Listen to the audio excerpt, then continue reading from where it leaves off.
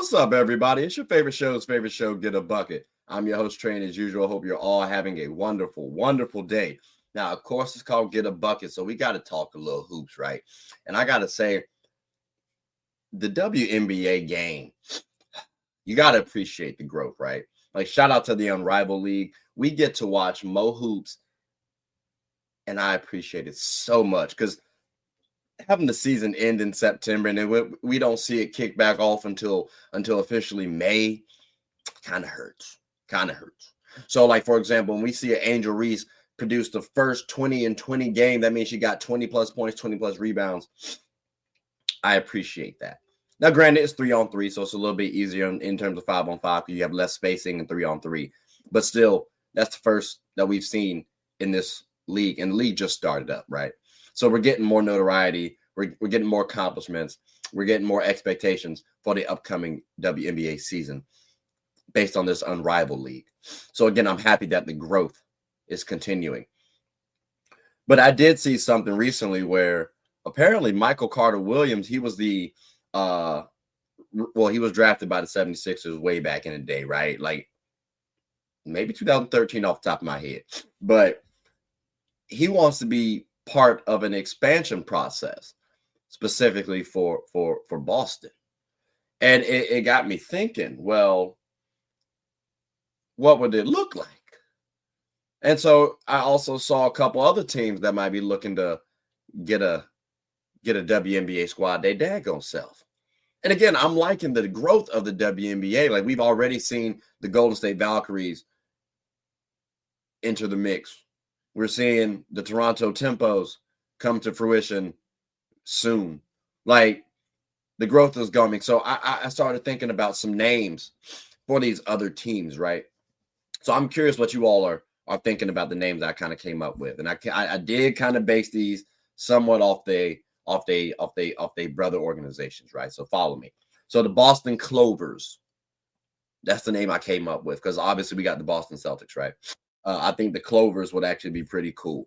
You got here the Philadelphia Pioneers because you got the Philadelphia 76ers. Like, I do think the Pioneers might be interesting. The Cleveland, and here I need y'all help on this one, right? Because the Cavaliers is the name of the brothers organization, but the Cleveland Queens or the Cleveland Defenders. Let me know what y'all think about that, because I kind of like Defenders low key, but Queens does kind of have a name to it. Like, I kind of like the sound of that. But we're gonna move on down to Detroit because they actually did have a squad back in the day called the Detroit Shock. So let's spin the block and bring and revive the Shock, please. Like, I don't think that's to be shocking if Detroit's team is called Shock. Now Kansas City, I heard their name right. Now we do have the Chiefs, right? Maybe we can make a little connection, even though that's football, but we don't really have a Kansas City team in the NBA currently. So I'm thinking maybe possibly we can do Kansas City Chieftains. You can nickname it Tans for short.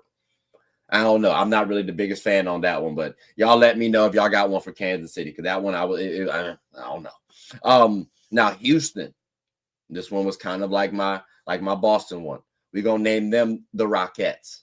That's not too far off from Rockets, right? Because we do have a Houston Rockets squad, and I think that would be nice to have. You could say the Comets, you could, but I would like the Rockettes in this situation. That's just me personally. But if you say Comets too, I'm cool with that also. Because I did say spin the block, right? Now for Tennessee, hear me out. The closest team we got to Tennessee is Memphis. So I did say the Tennessee Grizzlies.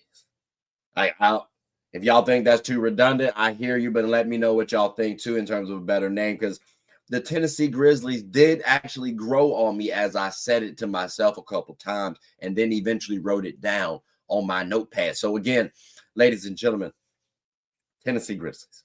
But those are the 7 teams I have listed, but at least Boston, like Boston Clovers, that one does seem to actually, it might have some traction. Because again, MCW is talking about wanting to be part of the expansion process.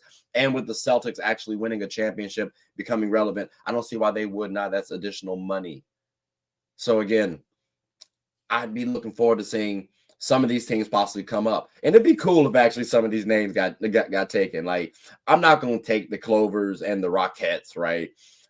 The Shock's already been there, cool. If the Philadelphia Pioneers come out, hey, bro, y'all heard it here first. Or like the Cleveland Defenders, y'all heard it here first. You know what I'm saying? Tennessee Grizzlies, that's me. I ain't gonna hold you. I'm him. But I think what's gonna help this out is seeing the teams like the Valkyries, like the Tempos. Those are gonna be good testers, okay? And now we get to look at, well, how is this gonna affect the revenue from a playoff standpoint, right? Like, are these additional teams, meaning we're gonna have an East versus West, similarly to how we have the NBA's playoff format? Personally, I like to see 1 through 16. That's just me. But we could switch to East versus West now. Yeah, time will tell. Also, how about how many games would be added to the schedule too? Like, could we see 60 additional games for a WNBA season? Keep in mind, we're probably playing 3 games a week, maybe sometimes 4, but averaging out to like 3 and some change, right? There's 4 weeks in a month, so we're talking about 12 games in a month.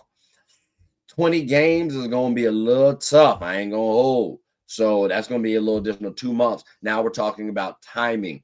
How long, like when do we actually get all these players to play all these games? That's going to be an interesting thing. So can we schedule all that? A lot of stuff to unpack, a lot of stuff to unveil. And I am looking forward to tuning in and looking to see how these new teams are going to impact the WNBA. Because like I said, the game has been evolving and I love how it's continuing to grow. So ladies and gentlemen, boys and girls, I wonder what you all think about the growth of the WNBA. Has it been good thus far? Do you expect it to continue? And then if we do have these teams coming into the mix, how does that impact the WNBA? Is it going to dilute us? Is it going to dilute the talent like some people think the NBA had when, or at least JJ Redick and company said that, right? So will it dilute it for you, or will it help the WNBA and actually make it better? I'm curious your thoughts, but you definitely heard mine. So please like, subscribe, comment, tell anyone who's anyone, 1, about the Unrivaled League, 2, about the WNBA, and 3, about my show. My name is Trey. I'm the host of Get a Bucket. Hope you all are having a good one. Take care.